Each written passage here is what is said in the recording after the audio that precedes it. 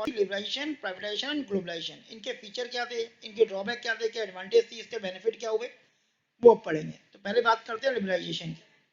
Liberalisation का मतलब liberal होना। जैसे था क्या 1991 से पहले क्या था, हमने बहुत रिस्ट्रिक्शन लगा दी थी। जैसे भी पता है कि भाई सारा पब्लिक सेक्टर के हाथ में होगा, इंपोर्ट को कम किया जाएगा, इंपोर्ट सब्सिट्यूशन को लाया जाएगा। अगर प्राइवेट सेक्टर में कोई बिजनेस दिया भी जाएगा तो उसका कोटा फिक्स किया जाएगा, लाइसेंस लेना पड़ेगा, मोनोपोली ना हो उसको खत्म करा जाएगा। लेकिन इसका कोई फायदा नहीं हुआ, इकोनॉमी की जो पॉलिसी पूरी तरह फेल हो गई। तो लिबरलाइजेशन का मतलब है लिबरल बनना, मतलब खुली छूट देना कई बिजनेस में, चाहे वो इंटरनल हो चाहे एक्सटर्नल हो। तो रिफॉर्म ऑफ लिबरलाइजेशन के अंदर क्या क्या हुआ, पहले हम बात करते हैं इंडस्ट्रियल सेक्टर रिफॉर्म की, जो इंडस्ट्री को रिफॉर्म किया गया। अब देखो उसमें क्या किया, industrial sector reform initially by introduce the industrial policy of July 1991। Various measure किए गए, क्या था, number one, abolish the industrial licence. भाई पहले जो हमने लाइसेंस पॉलिसी बना रखी थी कि आपको कोई भी बिजनेस करना है तो आपको गवर्नमेंट से लाइसेंस लेना पड़ेगा कई बिजनेस में, छोटे मोटे बिजनेस को छोड़ के। जैसे हमने उसमें 3 शेड्यूल पढ़े थे, ए, बी और सी।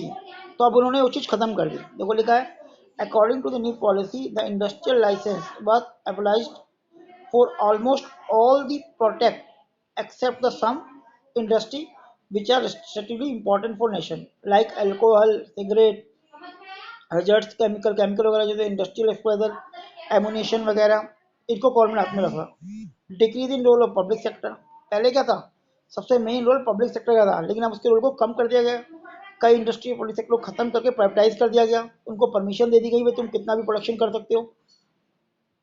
It was felt that the government cannot control the everything in private sector are also allowed to participate the growth of budget of country, and now only the industry which is reserved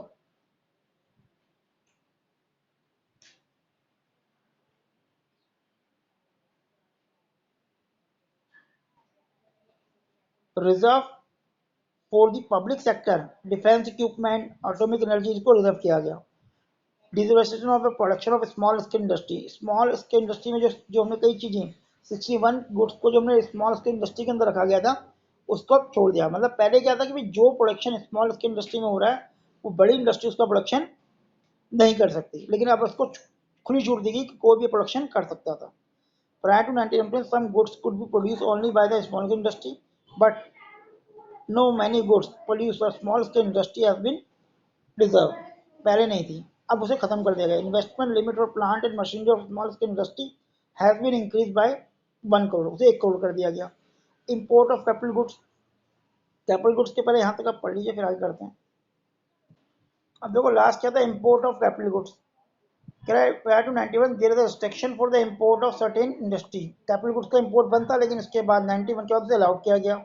capital goods का मतलब क्या हो गया, बड़ी बड़ी technology, machine वगैरह इनकी बात करते थे। By but now there is a freedom for the import of capital goods and technology in order to development of strong infrastructure in the country. Infrastructure को डेवलप किया जाए, बड़ी बड़ी मशीनें हो गई, टेक्नोलॉजी होगी, उसको परचेज किया गया ताकि अपने देश में उसका प्रोडक्शन, उससे रिलेटेड गुड्स का प्रोडक्शन किया जा सके।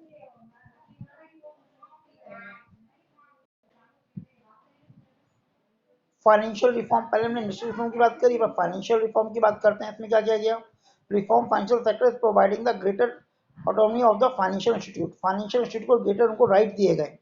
ठीक है, क्या क्या किया इसमें, रोल ऑफ आरबीआई, आरबीआई के रोल को कम कर दिया गया। पहले क्या था, प्रायर टू 1991 आरबीआई और रोल ऑफ रेगुलेटर का मतलब पूरा कंट्रोल आरबीआई के पास था फाइनेंशियल उसको लेके। Regular RBI use the fix interest rate of structure, भाई इंटरेस्ट रेट क्या होगा, आरबीआई फिक्स करता था। Also commercial bank is also suppose to consult RBI almost all financial matter.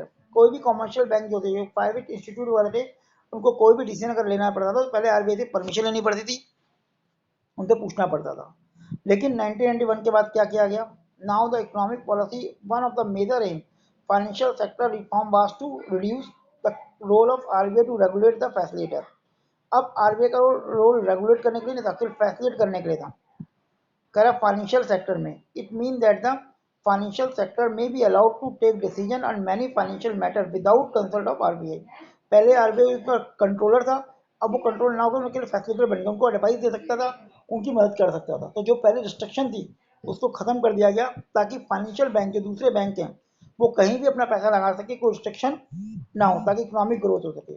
फिर establishment of private sector bank. अब पहले सारे अधिकतर गवर्नमेंट सेक्टर बैंक थे, आरबीआई की परमिशन लेनी पड़ती थी। अब धीरे धीरे करके, क्योंकि जब आरबीआई का कंट्रोल कम हो गया और प्राइवेट सेक्टर को परमिशन मिल गई अपने फाइनेंशियल डिसीजन लेने के लिए, तो कई बड़े बड़े इंडस्ट्रीज जो थे आने लगे अपने बैंक इस फील्ड में, ताकि वो अपने अकॉर्डिंग अपना डिसीजन ले सके। कह रहा prior to 1900 private sector was not encourage, उनको कोई इंकरेजमेंट नहीं थी। The public sector was given more importance for government policy, but the reform the policy to let the establishment of private sector bank India as well foreign इनमें establish किया गया। Indian bank financial reform को prior to 1900 foreign investment of Indian financial market restricted. हमें पता है कि restricted थी, foreign investment हमारे यहाँ नहीं हो सकती थी। क्यों? क्योंकि ब्रिटिश वाला रूल, ब्रिटिश आए थे, राज करना शुरू कर दिया था। But with the reform policy, the now foreign investment limited bank are raised to around 50% investment allowed की गई। जैसे कि मैं पता है कि जब इंडियन इकोनॉमी पूरी डाउन हो गई, तो हम वर्ल्ड बैंक के पास गए तो उन्होंने कुछ अपनी कंडीशंस लगी। उसमें ये भी एक कंडीशन थी कि अपने देश में 50% इन्वेस्टमेंट तैयार करोगे। अब तो 100% हो गई है, एफडीआई के थ्रू तो पूरा 100% आप इन्वेस्ट कर सकते हो। काफी रूल चेंज हो गए हैं, लेकिन ये बात हम 1991 की कर रहे हैं, नियर बाय दिस। नेक्स्ट बात करते हैं रिफॉर्म ऑफ टैक्स कि टैक्स के रिफॉर्म के बारे में क्या किया। अभी तक हमने इंडस्ट्री का पढ़ा, फाइनेंस का पढ़ा, अब टैक्स का रिफॉर्म कैसे हुआ। Tax reform concern with the reform the government revenue and government expenditure policy which collective the known as fiscal policy. भाई फिस्कल पॉलिसी को हम टैक्स पॉलिसी कहते हैं, गवर्नमेंट का पैसा कहाँ, और ये बहुत ही इंपॉर्टेंट रोल प्ले करता है, क्योंकि जब टैक्स गवर्नमेंट का जो टैक्स आता है उससे गवर्नमेंट अपने सारे खर्चे पूरे करते हैं। क्योंकि 1950 से लेकर 1990 के बीच में गवर्नमेंट का टैक्स रेवेन्यू तो कम रहा, लेकिन खर्चे ज़्यादा रहे, और ये जो गैप बढ़ता चलेगा इसके साथ इकोनॉमिक क्राइसिस में आ गई थी। तो उसको दोबारा रिफॉर्म किया गया।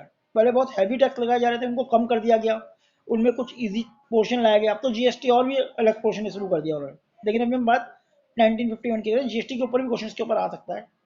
रिड्यूस द डायरेक्ट टैक्स, सबसे पहले डायरेक्ट टैक्स को रिड्यूस कम कर दिया गया। With the economic reform it was felt that the high rate of income tax was responsible for the tax evasion. भी टैक्स की चोरी वगैरह के कारण क्या होता है कि टैक्स रेट बहुत ज़्यादा था।